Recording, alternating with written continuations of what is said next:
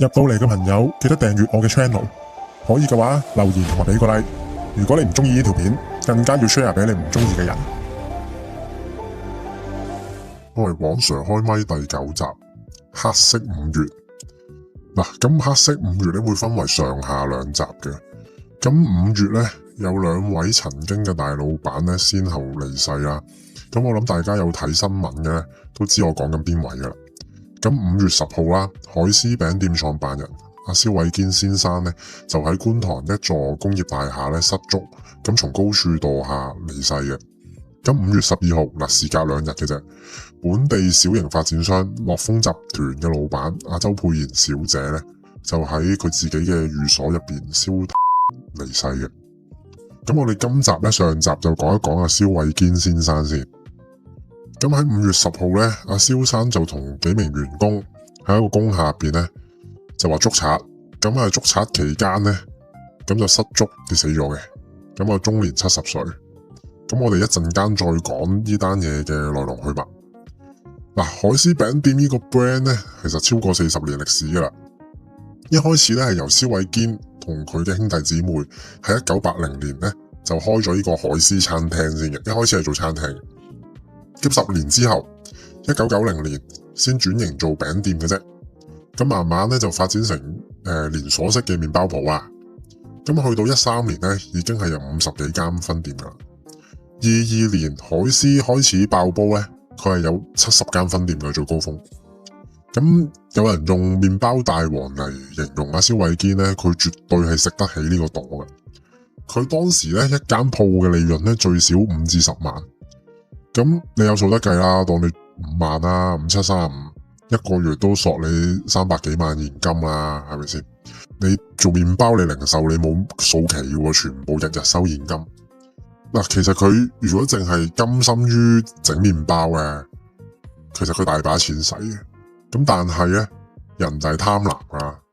咁所以佢14年開始咧，不斷借錢以高槓桿嘅方式咧去投資地產。大量收購同海絲業務無關嘅舊樓啊、工廈啊、豪宅啊等等嘅。呢度咩意思呢？就係如果你去買物業，你係買翻啲自用鋪啊，或你買幾十間鋪俾翻自己鋪頭海絲用嘅，其實冇問題嘅。因為你都係咪都要交租噶啦？你交翻俾自己嘅啫嘛，係咪先？咁但係佢唔係，佢係亂咁買，即係好似阿鋪王波叔咁樣呢，不斷搏命咁樣去買。喂，股價升咗就去加按，再套錢，再買新嘅，再升就再按再買，物業多過樹葉。咁呢個玩法咧就係賭緊個樓市係會無限升，個市唔跌咧，佢哋其實係唔會死嘅。咁但係事實就唔係咁樣啦，個市係會跌噶嘛。咁黃 Sir 就收到風咧，有個靚女經紀咧就冧掂咗阿蕭生，叫佢買咩就買咩噶啦。咁其中有一個盤咧係蕭生嘅致命傷嚟嘅。都係呢條女咧，帶挈佢嘅。咁喺17年嘅時候，阿蕭偉堅咧就用咗差唔多2億1億9千萬買入咗九龍塘牛津道一間4900平方尺嘅洋房。咁個首期咧係同財仔借嘅。咁你正常人你係借銀行噶嘛，佢唔係借財仔。咁買完之後咧冇放租冇住過，就咁擺喺度4年。咁4年之後頂唔順啦。21年嗰陣時咧就1億9千6百萬賣咗，持貨4年嘅啫，咁啊帳面賺600萬啦吓。咁但係實際上咧1年利息都唔夠俾，點解啊？網上話俾你知，財仔年息最少10厘，佢件嘢2億，即係1年講緊2000萬息。咁你嗰度4年，咁你幾多錢息啊？係咪1年息你都唔夠俾啊？因為佢當初買呢件嘢嘅目的係乜嘢咧？點解佢租都唔租咧？就係佢根本就冇諗過揸得耐，佢就係諗住喂1億9千萬買翻嚟，喂可能2億幾佢買噶啦。咁但係你個市唔升嘛，佢喺最高位嗰時買咗，係咪先？佢呢啲全部攞嚟短炒嘅啫嘛，你邊會揸得到嘅啫？你講緊10厘1年，你個市點升啊？你都追唔到啲息啦。咁但係你等下幾個月，一等就等咗4年，其實根本就係賭錢。只不過你唔覺得自己係賭錢啫，你以為自己投資物業啫嘛。所以呢個盤咧係蕭生嘅致命傷之一嚟嘅。咁個天咧係會喺適當嘅時候咧招呼一啲貪婪嘅人類。咁由疫情開始啦，樓市開始轉勢。咁19至22年咧，咁阿蕭生咧累積咗差唔多60個物業。咁嗰段時間咧，基本上你邊一個揸得多物業咧，你都係仆街，一定仆街。即係好似阿波叔啊、阿永倫集團啊嗰啲，全部都係咁樣啫嘛。早嗰10年你不斷搏命買，你因為全部都係加按翻嚟嘅啫嘛，你唔係公斷噶嘛，係咪先？咁你開始資不抵債啦。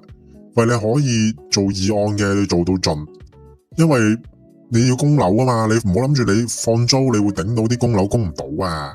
你收租你頂籠咪2-3厘，即係租金回報率計。咁但係佢哋嗰啲按工下，喂甚至可能按財務啊，你講緊起碼7-8厘起跳啦。你基本上你係不斷係靠個市值升嗰陣時套出嚟喺度掃冚數嘅啫嘛。咁你開始現金流頂唔到啦，係咪先？咁你咪又要做二按又成咯。嗰陣時海思咧個債務高達10億噶，所以佢22年咧就開始爆出拖糧啊、冇供強積金啊，又俾啲分店嘅業主追租啊等等啦。咁同年咧22年咧，阿蕭偉堅同佢老婆咧就為咗繼續可以掃冚數啦，咁就都係啲中介介紹噶啦，教佢哋噶啦，就玩到詐騙財務公司。咁係點嘅咧？咁佢哋咧喺 A 財務就做二按借咗1000萬，咁借嗰陣時咧就訛稱佢哋個物業咧係冇任何其他抵押嘅，冇二按嘅，但係咧借完錢之後，人哋又查到原來有啊，釘落去，哇，幾間一齊釘落去嘅，即係我哋講嘅 double mortgage 雙重按揭，係一個詐騙嘅行為嚟噶。咁喺22年當時咧，海思咧有個銀主盤嘅 list 嘅，即係廣泛流傳啦。最少20幾個物業咧係俾銀主收咗樓，咁最終海思喺2024年咧就被法庭清盤啦。咁同年咧，阿蕭偉堅咧亦都係被頒令破產嘅。咁講翻5月10號，阿蕭生出事當日啦。咁阿蕭偉堅咧出事嘅地方咧就係觀塘偉業街155號呢個健邦工業大廈同埋南華工業大廈嘅，因為佢跌咗喺2棟樓中間嗰個巷仔嗰度。呢個健邦工業大廈咧就直情係海思嘅總部，有麵包工場啦，同埋寫字樓，係佢100% 持有嘅，即係以前啦。咁南華咧，佢哋就係持有90% 嘅業權，咁都係一麵包工場嚟嘅。銀主喺24年接管晒2個工廈之後咧，喂，咁個工廈市場冇價又冇市啦，咁所以一直都係丟空咗嘅，空置咗喺度。喂，咁可能你諗到啦，喂，24年你俾人收晒樓，你又破埋產，咁點解阿蕭生你會同啲伙計一齊喺呢個舊麵包工場度出現嘅咧？你仲話捉賊，咁點解就算捉賊都唔應該關你事啦，係嘛？咁王 Sir 嘅好朋友啦，星島嘅記者咧就喺佢哋嘅東周刊咧為大家揭露咗真相嘅。咁記者們咧就進入咗案發地點啦。咁發現呢個理論上已經俾銀主接管嘅麵包工場，竟然係開晒燈，入邊嘅所有機器咧係插晒電啊，嗰啲不鏽鋼工作台咧係放晒一啲工具啦，麵粉啦，新嘅紙皮箱啦，咁成個環境咧係好似正常運作咁樣嘅。咁記者咧都訪問咗喺附近工作嘅市民啦，咁有人爆料啦。已經持續1年咧，係見到有人將一盤盤嘅麵包由廢置嘅工廈咧搬運上貨車嘅。咁其實成件事嘅來龍去脈係點樣呢？就係自2024年海思清盤之後，咁阿蕭生都破產啦吓，咁所以佢唔可以開公司啦。咁阿蕭太阿袁雪全女士咧就立即開咗新公司，叫做萬物烘焙。咁萬物烘焙咧就頂咗佢哋海思餅店彩雲村嘅分店間鋪啦，就繼續去賣麵包嘅。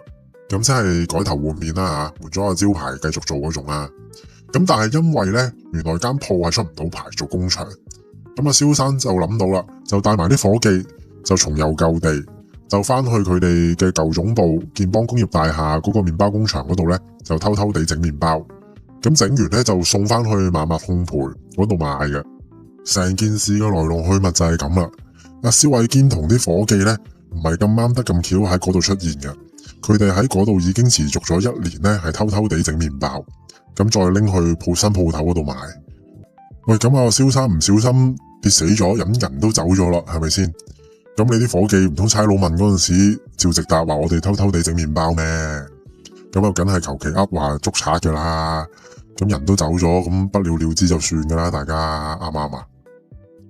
咁阿蕭生不幸離世之後啦吓，咁阿蕭太咧好快已經就執咗呢個萬物烘焙，領展咧都收埋鋪噶啦。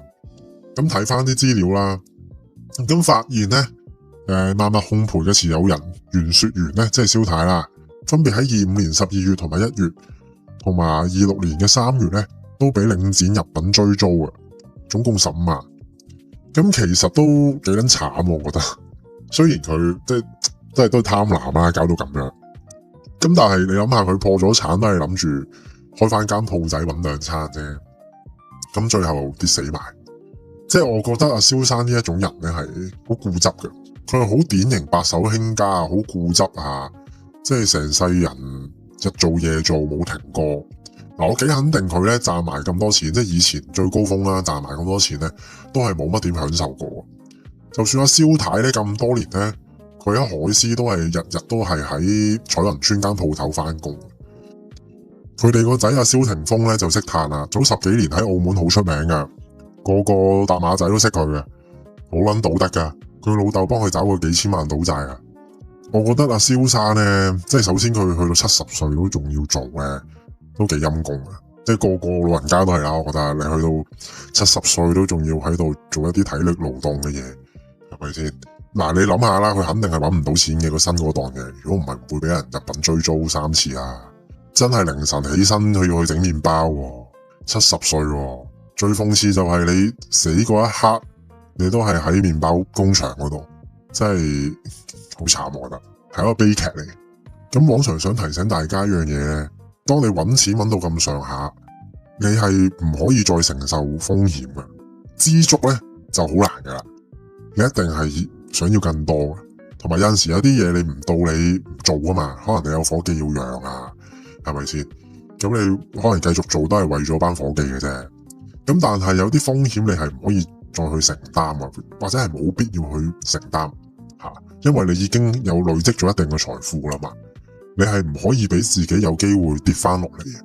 中原地產老闆施永青先生咧，公開喺一個專訪講過，就話鋪王波叔當年咧係發咗狂咁樣走火入魔，係瘋狂地買物業，即係亂咁買，乜都話抵啊！仲叫埋阿施生同佢一齊買添，即係阿施生話極佢都唔聽啊，仲叫埋一齊買啦，抵啊咁樣。咁你諗下，阿波叔當年佢100幾廿億身家一定有啦，係咪先？咁但係佢當時做緊嘅操作係同阿施偉堅係一樣噶嘛？即係頭先我所講嘅，將啲物業咧一路加按，一路升值就一路加按，不斷套錢再不斷買。咁佢哋呢個操作咧係極高風險啊，其實，因為你係 all in 咗落個樓市度。唔單止係淨係 all in 咗自己有嘅身家啦，有嘅現金啦，你仲係再去借啊，即係你將本身有嘅物業再加借，即係本身有10億，再借多10億翻嚟，再摳落去，摳晒落去香港嘅樓市嗰度。只不過佢哋催眠自己，個市一定唔會跌㗎，只會向上升嘅啫。咁你做生意，你做任何操作，你係應該要知道。喂，賺嗰陣時賺幾多？喂，呢個操作瀨嘢會瀨幾多嘅？喂，但係佢哋呢個操作係絕對係有機會係會瀨晒噶嘛？因為你係將自己本身有嘅錢再加借1倍或者幾倍去摳晒落去，咁你一跌落嚟嗰陣時，你係會輸突嘅，你係會拍晒你喎，真係，你係會破產嘅。其實波叔應該係會俾更多人理解嘅，因為佢90幾年嗰陣時已經係瀨過一鑊。阿施永青都講過佢嘅，其實，但係佢冇吸收到嗰次嘅教訓。